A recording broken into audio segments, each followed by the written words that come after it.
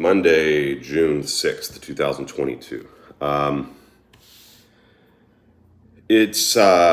recently discovered this book, and this is a really, really crucial thing to have in the background to know while I'm going through my longer series following this book by Robert Feather, The Secret Initiation of Jesus at Qumran. You won't be able to appreciate the big picture without this additional background regarding Paul that I'm going to be covering from this incredible book by James D. Tabor, Tabor, called Paul and Jesus, How the Apostle Transformed Christianity.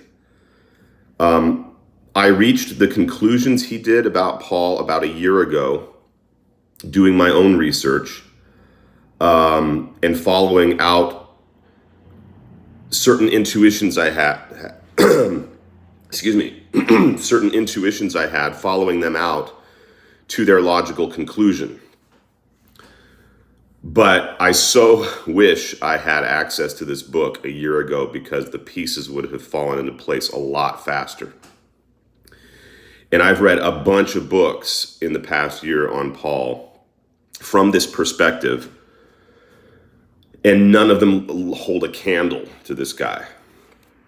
The guy spent 45 years studying Paul and reading him in the Greek, and I have never seen a summary of this position like this one. So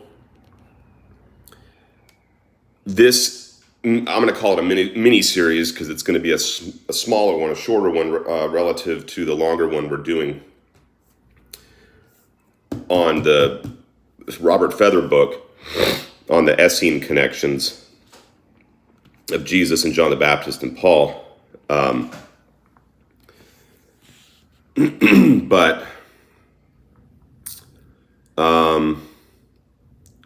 we need to do these. I realized we really need to do these in parallel. So this will be called Paul the False Apostle series, and then you have the Essene series that I'll be doing at the same time. And essentially, this is just an intro to this new mini-series, Paul and Jesus by James D. Tabor. And then in the next one, I'll actually get into the book itself. It's so good that I'm literally just going to read. I'm not even going to really provide any commentary. I'm just going to read it. I'm not reading the whole book.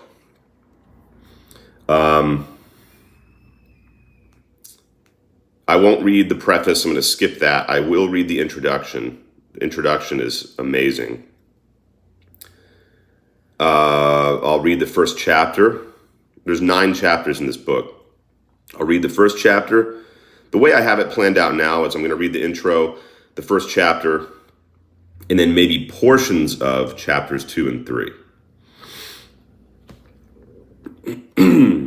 Usually I prefer to provide commentary, but this book is so crucial and so important, and he puts the issue so well that it's best to just let him speak for himself. I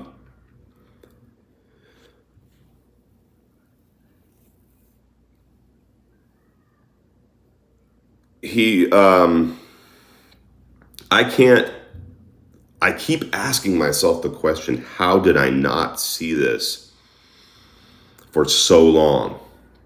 I mean, growing up as a Christian, I read the Bible front to back at least a half dozen times. But then as I went on my journey last year, in 2020 partially, realizing what the implications of Eastern Orthodox mysticism meant for a more universal spirituality, I think certain observations that were just kind of had lain dormant for so long, started rising to the surface when I began questioning everything. And first off, just little things kind of popped into my head, just little associations I was making.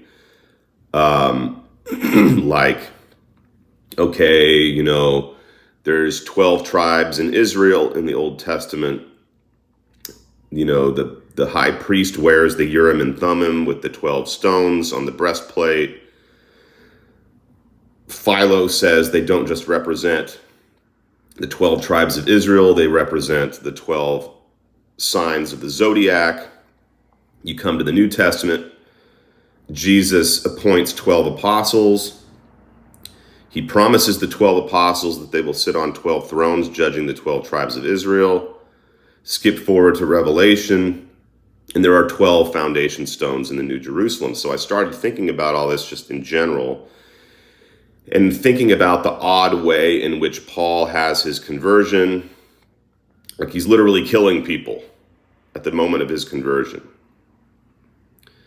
Not the very moment, but you know what I'm saying. He's been killing Christians, slaughtering them.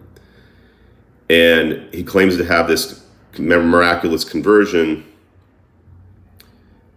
And he literally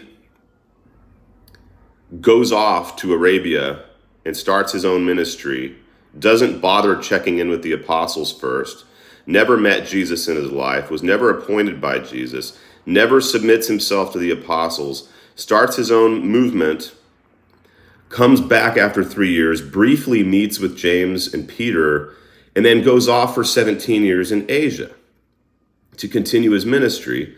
And then meanwhile, he's speaking pretty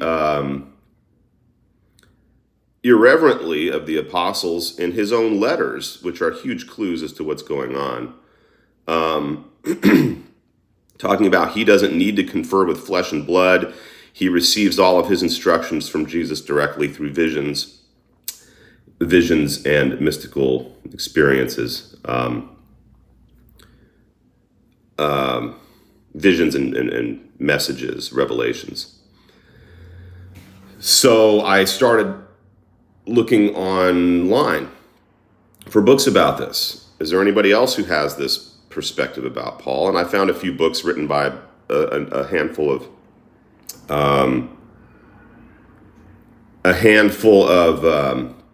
fundamentalists, mostly dispensationalists who are, basically messianic Christians and dispensationalists. Then I found this gentleman here.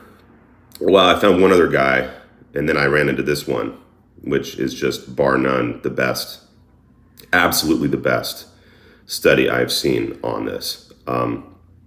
If a person is willing to try it as the best you can to just stand back a distance from your own biases and reflect on what the pattern is showing, the only way to continue to follow your narrative is to just stubbornly refuse to see the obvious. That's how clear this is. So anyway, in the next video, I'm going to start with the introduction. This is just